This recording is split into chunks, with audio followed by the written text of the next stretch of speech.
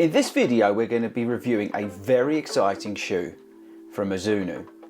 We're going to be testing the brand new Neo Vista, and I'm going to tell you the things I like, things I don't like, and whether you should consider buying this brand new super trainer from Mizuno.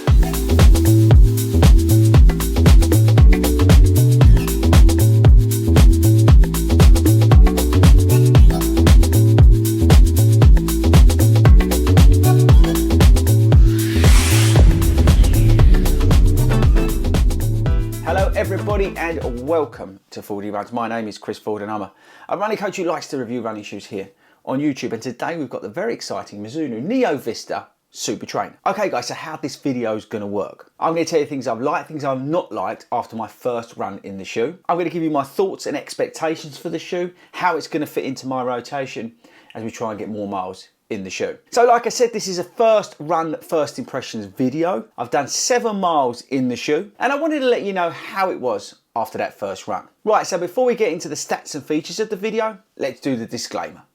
Products featured or reviewed on this YouTube channel are for the majority of the time sent in for the purpose of review. My reviews are my own opinion and it is my right to say whatever I like about products on my independent running YouTube channel. With regards to the shoe reviews, I run on average 30 to 40 miles per week and I run different sessions including a weekly long run. When reviewing a running shoe, I prefer to get at least 1 week of running in the shoe before I put a video out. If I do put a video out before this point, it will be titled First Run or First Impressions. My Strava profile is public and everyone can go and see my mileage, see the races that I'm running and see the efforts that I'm doing. The only thing that I keep private is the location. Most importantly, I want to tell you that my reviews are honest, transparent and will always be of my own opinion and not swayed by any brands that I work with. Okay, so with the disclaimer out of the way, let's move on to the stats and features. Okay, so this is the Mizuno Neo Vista, which is a super trainer. It's £150 and it features the Energy NXT foam, which is a supercritical EVA. We've got 44.5mm of stack in the heel with an 8mm drop. We've got the smooth speed assist geometry to promote a smooth transition. We've got the Mizuno wave plate running through the shoe. You've got a knit booty upper, rubber on the outsole, and the shoe fits true to size. This is a UK 9.5 for me. This UK 9.5 weighs 280 grams, so that's just under the 10 ounces mark. Okay, right, so that's the stats and features done very, very fast. Let's talk about the experience and what's going on here within this shoe. So like I said, we've got the Energy NXT foam, which is a very soft compound. And you've got like the 2 layers of it, see that running through there, and then underneath you can see the sort of plastic wave plate that's running through the length of the shoe. That's the rubber, come on camera, that's the rubber coverage, which is very, very good on the shoe. But yeah, this Energy NXT foam is very soft, very spongy when you're running along in it. And you definitely need the plate in this shoe to iron out some of that softness. The shoe's got this smooth speed assist in it, so think about speed roll from the Endorphin lineup, and that is all about promoting that smooth transition as you go off in your stride. You've got this one-piece knit booty, which is tricky to get on with, but you need the pull tab.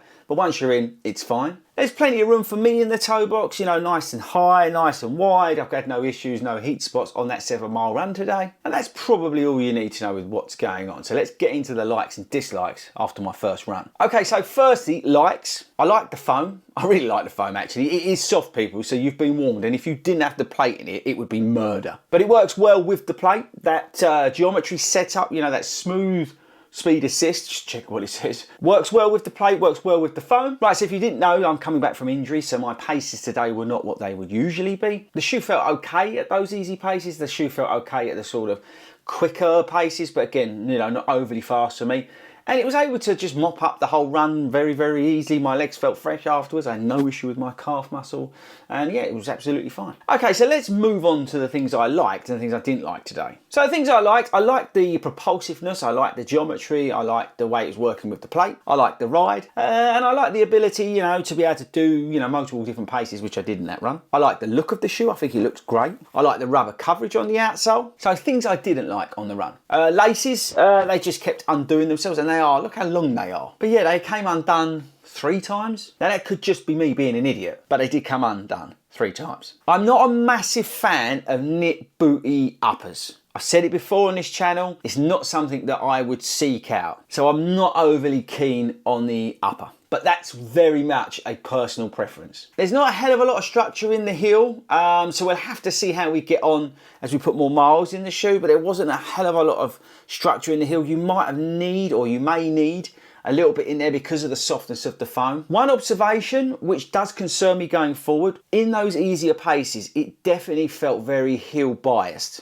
So I'm gonna have to watch that, very much so, because I don't want to be back here, I don't want to be hitting here, I want to be much more along here. But again, that might be down to the speeds, the paces that I was running, because I was deliberately taking it that little bit easier. But other than that, there's nothing really I dislike about the shoe. I think this is going to be a fun shoe. I think this is a great shoe to have in your rotation if you're, you know, not into the Saucony Endorphin Speed 4 and some of those other super trainers that are out there. I think £150 is the right price for it. And again, I think it looks absolutely banging. So I think Mizuno here have got a very good shoe on their hands potentially. But let's see, right? This is, as I say, first run, first initial impressions and that kind of thing.